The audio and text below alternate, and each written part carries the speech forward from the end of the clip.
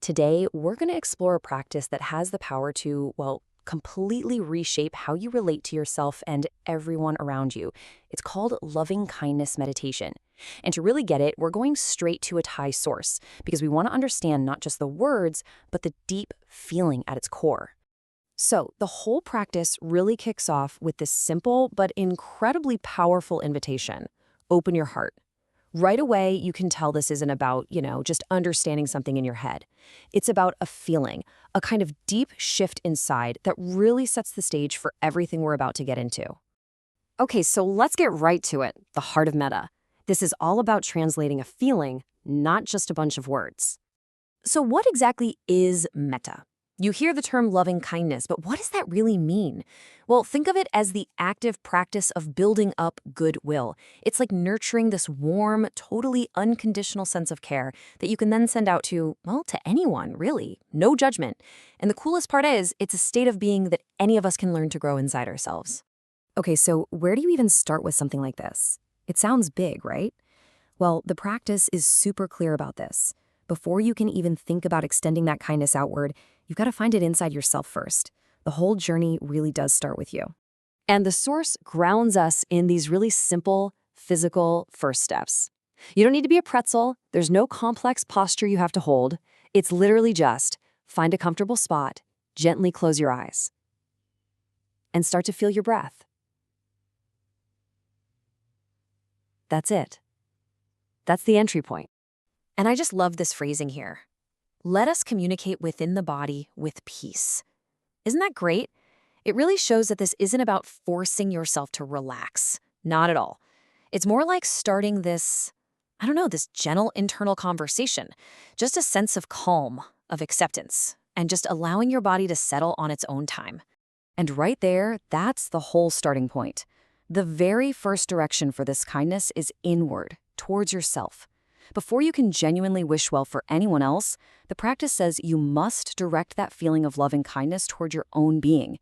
It's absolutely the foundational first step. You can't skip it. So here's the first affirmation, and this is translated directly from the source. May I be healthy and strong with a strong mind. It's so simple, right?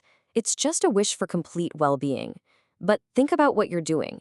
You're actively offering yourself the exact same kindness and care you would naturally give to someone you love, like a really close friend.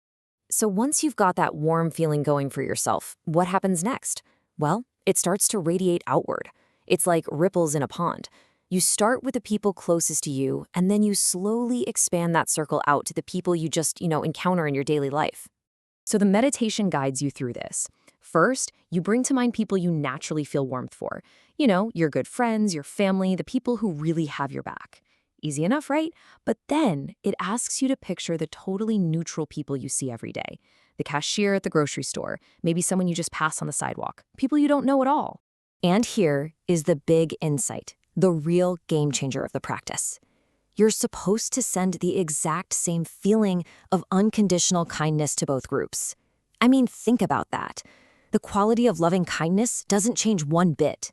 That warm, open-hearted feeling you have for your best friend, that's the very same feeling you extend to a total stranger. It's a pretty radical idea, this act of unconditional goodwill.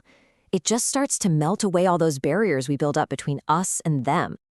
Okay, so now we come to what is, let's be honest, probably the hardest part of this whole thing. What on earth do you do with this feeling of loving kindness when you have to think about people who have actually hurt you? Yeah, what about those people? It's the question that immediately pops into your head, right? It feels completely counterintuitive, maybe even impossible, to send good vibes to someone who's wronged you.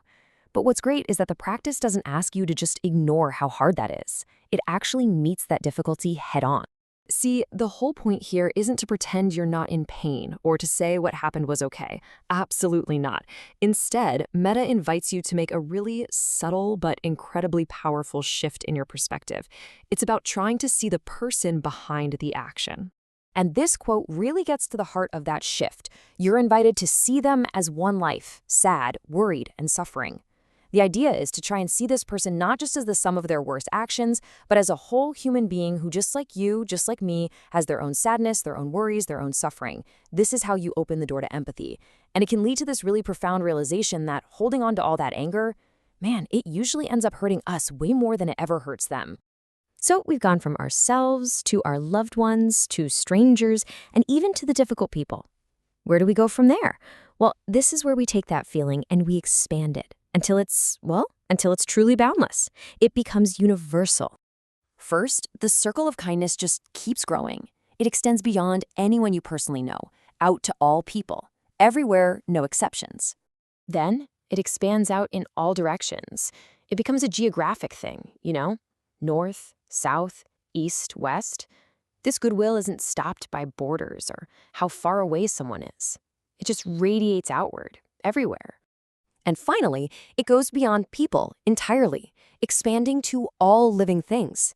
The feeling of metta is extended to every single living creature based on this core recognition that all beings, at their heart, just want to be happy and free from suffering. And after all of that, after that huge, universal expansion, the practice gently brings you back. It brings your awareness right back to yourself. And the result isn't just some fleeting feeling. It's a deeper, more lasting sense of inner peace, of calm, and of really genuine self-acceptance. So that really brings us to the final thought, doesn't it? Because this isn't just about something you do while sitting on a cushion for 10 minutes. The real question is, how do you carry this spirit of metta out into your actual life? I mean, just think about it.